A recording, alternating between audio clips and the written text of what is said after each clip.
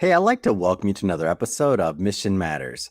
My name is Adam Torres, and if you'd like to apply to be a guest in the show, just head on over to missionmatters.com and click on Be Our Guest to apply. All right, so today I have Srikar, also known as Sam Yeruva, who he is founder and CEO over at Pycube on the show. Sam, welcome to the show. Adam, nice to be here. Thank you for having me. All right, so we got a lot to talk about today. So I want to get into PyCube, and we're also going to talk about, of course, really the logistics behind every lab test and some missing things or some things that can be approved in the supply chain for handling specimens and a whole bunch more. So we'll get into that and more. But Sam, you'll know we'll start this episode the way that we start them all with what we like to call our Mission Matters Minute. So, Sam, at Mission Matters, our aim and our goal is to amplify stories for entrepreneurs, for executives, for experts. That's what we do. Sam, what mission matters to you? Well, PyCube's mission, we're here to build a digital nervous system of the hospital.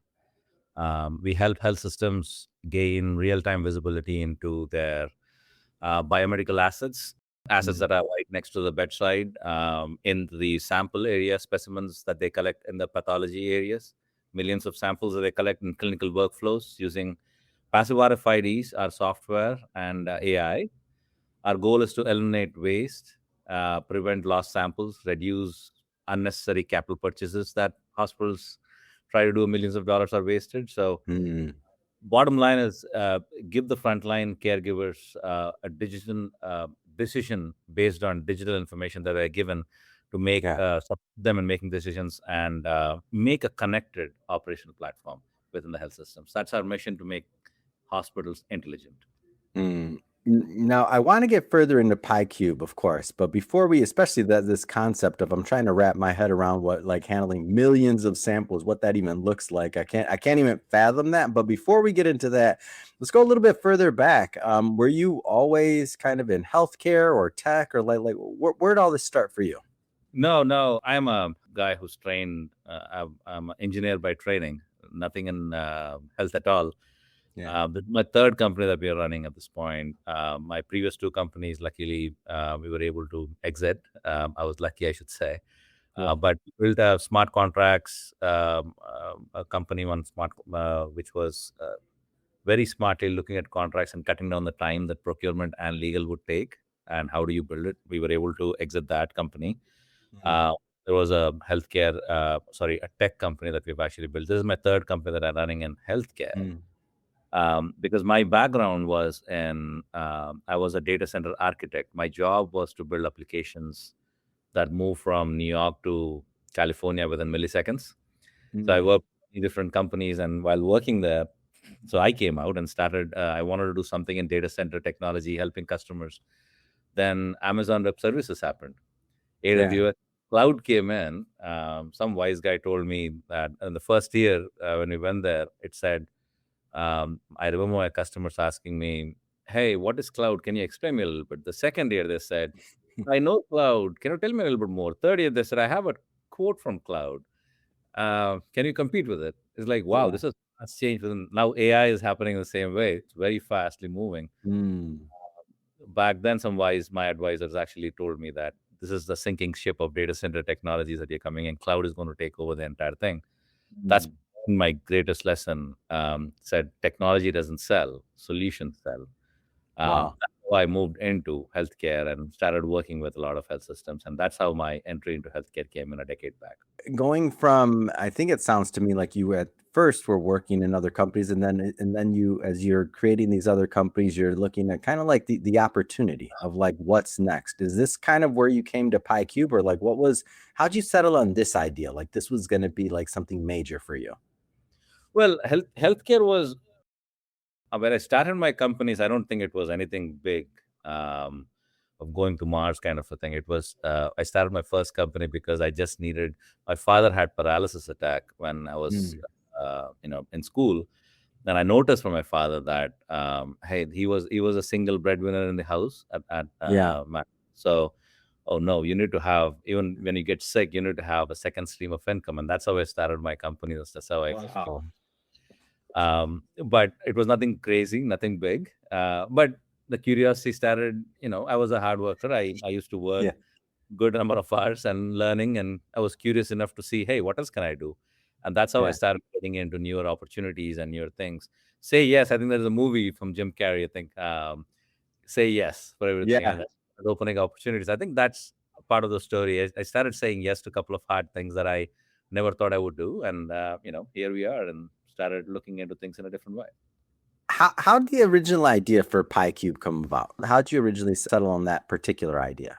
So I was a technical guy. So when Yeah. healthcare, as a layman, when you look from outside, it looks very complicated. It is complicated. Hmm. There are these complex set of individuals who are trained, very highly trained individuals taking care of you when you're in the deathbed, and they are extremely trained around that. So when you go there, and when you go into a health system, in some of the health systems, when you go, they look like a seven-star hotel.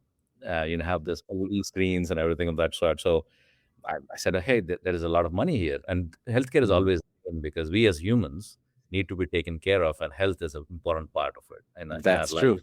Hmm. So I said, okay, let's do something. And probably part of my father, when he had a paralysis attack and passed away in 2 years, something in my head said I have to do something in healthcare, make a dent in Mm. that. So healthcare was a common choice. Got into that, started working with health system people. People told me, my friends told me, hey, healthcare is tough, man. Don't get into it. I said, okay, fine. I started working with them. I started working with a lot of different companies, big health systems. Right. And when I started working, I told them, this is what I know. Can I serve you? And they would say, no, no, no, I don't want what you have. I have this problem. That's where solutioning started beginning up. Oh, Mm. no problem. I can solve it. How did you solve that? So I was a person from outside who was looking at problems in the health system where the vendors were Interesting. solving them. And that created a footing. And we started learning about health systems. Different health systems, they're all the same, but they're not the same. Mm. Service industry, they all work a little bit differently. That gave me an edge in understanding hospitals. We worked for almost a decade, going in, learning new things. What is happening? What does compliance look like? Mm. Compliance from a nurse look like? And that kind of a mechanism. That's how we put pieces together. Yeah. And you eventually settled on, and I know one of the major verticals is specimen logistics. Like Yes. how was that like the like sore thumb, so to speak, in the in the whole system where you're like, oh, if we could solve this or if we can like make a dent in this, I mean millions of tests, right? Like talk to me about that. Yeah, yeah. So that's an interesting story. So we're using technology in pathology labs as well. I'll give you a brief story. A story I told you previously. I reached out to one of my friends who was a vice chair at one of the big health systems, and she was a vice chair in pathology. And I was talking to her, having a friendly chat, and saying, "This is how healthcare is." And when you talk to the healthcare personnel and executives, you'll always hear, "This is not good, man. Healthcare is all broken," kind of a thing. So Yeah. that's how do I help? How can I apply my skill set and my expertise into this? We are data people. We can actually bring in data. So she said, if you really want to help me here. Um, I just got 4 biopsies of small children who Mm. were under the knife, and we collected 4 biopsies. It took us 10 days before it got to the lab. Mm. Um, what does it mean? That means we collected the sample, it came to the loading dock, and they never Yeah. knew that they were sitting in the loading dock. After 10 days, they came to the lab, but then it was gone. Now, who's going to talk to the parents and ask the kids to go under the knife again? I'm from, Wow. who's going to do it? And they're like, is it really happening? So I said, can you connect me with some more people? And we connected with the vice president of that company, and he said, "Yeah, yeah, that's normal. We lose organs, we lose kidneys sometimes, we lose livers." I'm like, "What? In 21st century, you still have this? What is happening?" Wow. Noticed that Did you say we lose? Hold on, I want to make sure I heard that right. We lose liver? yes, Okay, I mean continue. I just wanted to make sure I heard that correctly. Go that's what ahead. I'm saying, and it gives me shivers when Yeah. I heard that. It gave me shivers. But the guy was very casual. Yeah, it happens. It shouldn't Mm. happen, but it happens. And then I learned a little bit more about it. And when you go into those pathology labs, there are complex cases that they look at, some Mm. tumors, cancer cells, and everything of that sort. And they collect things in millions of dollars. Millions of samples are coming in every year. Yes.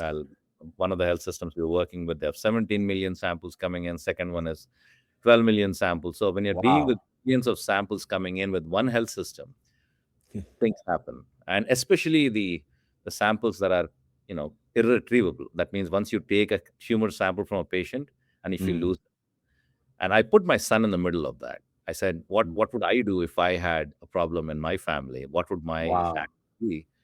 And that's where we started saying we have to solve this problem. And we started Mm, doing, now we are providing solutions in that area. And we put all this, we learned about the market, we mm. applied technology, we took Apple's approach.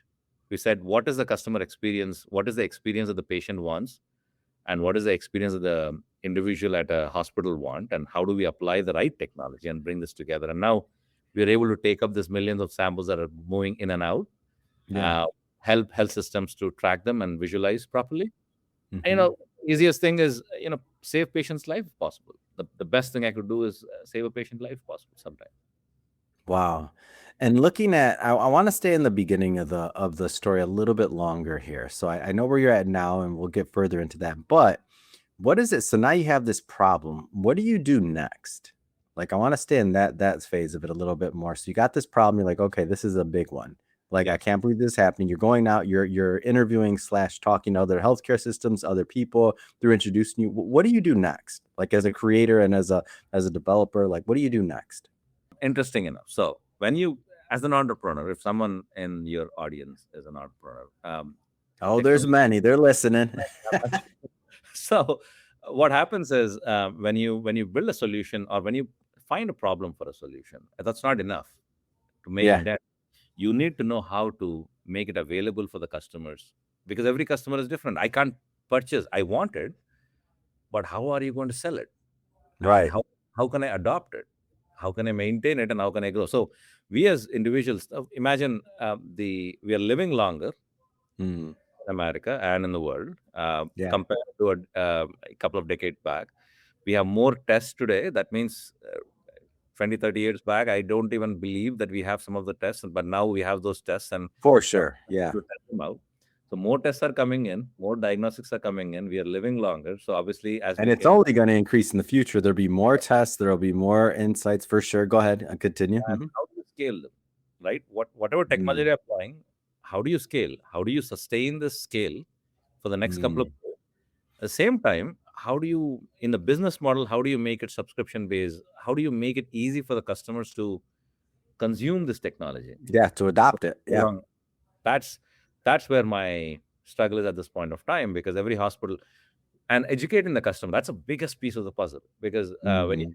when you tell them that I've solved this problem or we have solved this problem, they're like, get out of here. But when you show it to them, they're like, oh, how did you show that? And you should see this clip. How the hell did you show this complex problem of millions of samples coming in? And we do a demo in Yes. some conference room, and we bring in all the executives and sit them in one place. They're like, yeah, I've seen a lot of things. And one of the ladies, I think, recently, one of the health systems, without naming names, she was like, I have a Mm. dream of what kind of solution it should be. Let me see, Sam, if you've solved the problem. And he showed it in 10 minutes. I'm like, wow, you've been in my dream, man. This is exactly what I wanted. Because Wow. everyone does the same thing. Now we are figuring out what is the best way of making it scalable throughout the health. Because Mhm. these are very big, man. These are pretty big businesses that are taking care of the communities locally. Yeah. So they definitely have red tape. They have red tape. How do I consume it? I like this, but how do I get it? That Right. is we're actually working on. So any executives working on technology and business, that you need to have a proper mechanism to make it easy for the customers to consume the technology as well and scale with them, so they can Yeah. adopt in that environment. So that's what we're working on right now. Mm. When we talk about this future of what could be called connected healthcare, what's your vision, or where does PyCube fit? I remember talking to a CFO of a health system, a decent sized health system.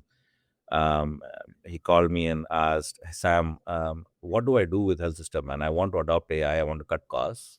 We are in Mm, loss. We want. They're all in stress, right? We all know that hospitals are not doing so well. They're mm, non-profit, or 87% of hospitals, health systems in America are non-profit based. mm.